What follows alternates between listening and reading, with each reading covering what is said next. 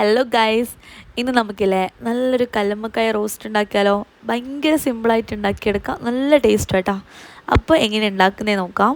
അപ്പോൾ അതിനായിട്ടൊരു പാത്രം എടുക്കുക. നമ്മൾ ഏത് പാത്രത്തിലാണോ ഉണ്ടാക്കുന്നത് ആ ഒരു പാത്രം തന്നെ എടുക്കണം കേട്ടോ. ഞാനിപ്പോൾ ഇതുപോലത്തെ ഒരു ചട്ടിയാണ് എടുത്തിട്ടുള്ളത്. ഏത് പാത്രത്തിലാണെങ്കിലും എടുക്കാം. ഇനി അതിലേക്ക് 1 കിലോ കല്ലുമ്മക്കായ നന്നായിട്ട് ക്ലീൻ ആക്കിയിട്ട് എടുക്കാം കേട്ടോ.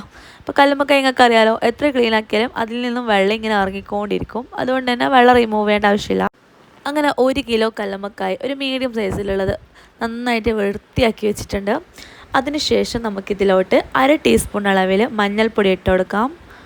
1 ടേബിൾ സ്പൂൺ അളവിൽ മുളക് പൊടി ചേർത്ത് കൊടുക്കണം. ഞാനിപ്പോൾ കാശ്മീരി മുളക് പൊടിയാണ് ചേർത്തിട്ടുള്ളത്. എരിവുള്ള മുളക് പൊടിയാണെങ്കിൽ 1 ടീസ്പൂണോളം മതിയാവും കേട്ടോ. ഇനി ഇതിലേക്ക് 1/2 ടീസ്പൂൺ അളവിൽ ചെറിയ ജീരകം പൊടിച്ചതും 1 ടീസ്പൂൺ കുരുമുളക് പൊടിയും ആവശ്യത്തിനുള്ള ഉപ്പും കൂടി ചേർത്ത് കൊടുക്കണം. പിന്നെ 1 മുറി നാരങ്ങയും കൂടി ഇതിലേക്ക് നന്നായിട്ടൊന്ന് പിഴിഞ്ഞൊഴിച്ച് കൊടുക്കണം കേട്ടോ. ഇനി ഇതിലേക്ക് ഒരു 5-6 വെളുത്തുള്ളി നന്നായിട്ടൊന്ന് തൊലിയോട് കൂടി തന്നെ ചതച്ചിട്ട് ഇട്ട് കൊടുക്കണം കേട്ടോ. പേസ്റ്റ് പോലെ ആക്കുന്നത്, ജസ്റ്റ് ഒന്ന് ചതച്ചിട്ട് ഇട്ട് കൊടുക്കണം.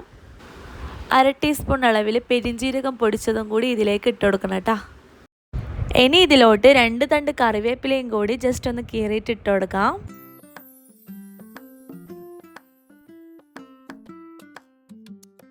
അപ്പോൾ കറിവേപ്പില ഇട്ട് കൊടുത്തിട്ടുണ്ട്. ഇനി ഇതിലോട്ട് നമുക്കൊരു 2 ടേബിൾ സ്പൂൺ അളവിൽ നല്ല വെളിച്ചെണ്ണയും കൂടി ഒഴിച്ച് കൊടുക്കണം കേട്ടോ. അതും കൂടി ഒഴിച്ചിട്ട് നന്നായിട്ടൊന്ന് മിക്സാക്കി കൊടുക്കാം. നമ്മുടെ കൈ വെച്ചിട്ട് തന്നെ നല്ല രീതിയിൽ മിക്സായി കൊടുക്കാം കേട്ടോ. നമ്മൾ എത്ര മിക്സ് ആക്കിയാലും ഒരു മസാല പിടിക്കാത്ത പോലെ ഉണ്ടാവാൻ അത് പ്രശ്നമൊന്നുമില്ല. ചൂടാകുന്ന സമയത്ത് നന്നായിട്ട് പെരങ്ങിക്കോളും. അപ്പോൾ നല്ല രീതിയിലൊന്ന് മിക്സായി കൊടുക്കാം കേട്ടോ. ഇനി നമുക്കിതിലോട്ട് കുറച്ച് വെള്ളം ഒഴിച്ച് കൊടുക്കണം. അപ്പം നമ്മുടെ കൈക്ക് പാകത്തിന് കുറച്ച് വെള്ളം ഒഴിച്ചിട്ട് ഒന്ന് കുടഞ്ഞു കൊടുക്കാം കേട്ടോ. എന്നിട്ട് വീണ്ടും നന്നായിട്ടൊന്ന് പെരക്കി കൊടുക്കുക. എന്നിട്ട് നേരെ അടുപ്പത്തേക്ക് മാറ്റാം കേട്ടോ.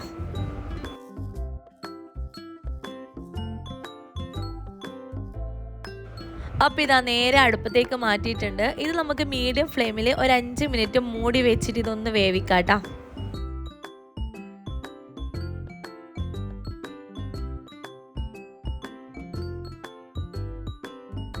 അങ്ങനെ ഒരു 5 മിനിറ്റിന് ശേഷം നമ്മുടെ മൂടി തുറക്കുമ്പോൾ ഇതാ ചെറിയൊരു തിളയൊക്കെ വരുന്നുണ്ട്. ഇത് നന്നായിട്ട് വെള്ളം ഒന്നും കൂടി ഇറങ്ങിയിട്ടുണ്ട് കേട്ടോ.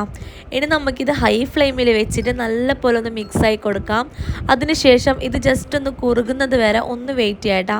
വീണ്ടും ഒരു 5 മിനിറ്റ് നമുക്കിത് തുറന്ന് വെച്ചിട്ടും കൂടി വേവിക്കാം. കല്ലുമ്മക്കായ ആയതുകൊണ്ട് തന്നെ പെട്ടെന്ന് വെന്ത് കിട്ടും, ഒരുപാട് ടൈമൊന്നും വേണ്ട. അപ്പോൾ ഞാനിപ്പോൾ മൂടി തുറന്നിട്ട് നല്ലപോലെ ഒന്ന് മിക്സ് ആക്കിയിട്ട് ഒന്ന് ടേസ്റ്റ് നോക്കിയാലോ. കുറച്ചൊരു ഉപ്പിൻ്റെ കുറവുണ്ടേനു, അപ്പോൾ കുറച്ച് ഉപ്പും കൂടി ഇട്ട് കൊടുത്തിട്ടുണ്ട് കേട്ടോ. എന്നിട്ട് തുറന്ന് വെച്ചിട്ട് ഒരു 5 മിനിറ്റ് ഹൈ ഫ്ലെയിമിൽ ഒന്ന് കുറുകുന്നത് വരെ വെയിറ്റ് ചെയ്തിട്ടുണ്ട്.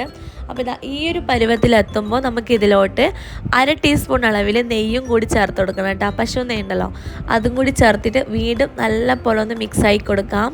എന്നിട്ട് ഒരു പിടി നിറയെ മല്ലിയിലയും കൂടി ഇട്ട് കൊടുത്തിട്ട് നമുക്കിത് വാങ്ങി വെക്കാം കേട്ടോ. അപ്പാര ടേസ്റ്റാണ്. ഞാനിപ്പോൾ ഇത് തിന്നത് നെയ്ച്ചോറിൻ്റെ കൂടെയാണ് കേട്ടോ. അപ്പോൾ നമുക്ക് ചൂട് ചോറിൻ്റെ കൂടെ ആ ചപ്പാത്തിൻ്റെ കൂടെ എല്ലാം നല്ല കോമ്പിനേഷനാണ്, നല്ല ടേസ്റ്റാണ് കഴിക്കാൻ. ഇതിങ്ങനെ ആ ഒരു മസാലേൻ്റെ ഫ്ലേവർ ഉണ്ടല്ലോ, അത് അടിപൊളിയാണ് കേട്ടോ. അപ്പോൾ അനക്ക് കിട്ടിയ കല്ലുമ്മക്കായ എന്ന് വെച്ച് കഴിഞ്ഞാൽ ഒരു മീഡിയം സൈസുള്ള കല്ലുമ്മക്കായാണ്. കുറച്ച് വലിയ കല്ലുമ്മക്കായൊക്കെ ആണെങ്കിൽ ഇതിലും പൊളിക്കും കേട്ടോ. അപ്പോൾ ഫ്രണ്ട്സ്, വീഡിയോ ഇഷ്ടമായിട്ടുണ്ടെങ്കിൽ ഒന്ന് ലൈക്ക് ചെയ്യാനും ഷെയർ ചെയ്യാനും നമ്മുടെ ചാനൽ സബ്സ്ക്രൈബ് ചെയ്യാനും മറക്കരുത്. മറ്റൊരു നല്ലൊരു വീഡിയോയുമായി വീണ്ടും കാണാം. അതുവരേക്കും ബൈ ഫ്രം അനുസ്ഫർ. Thank U.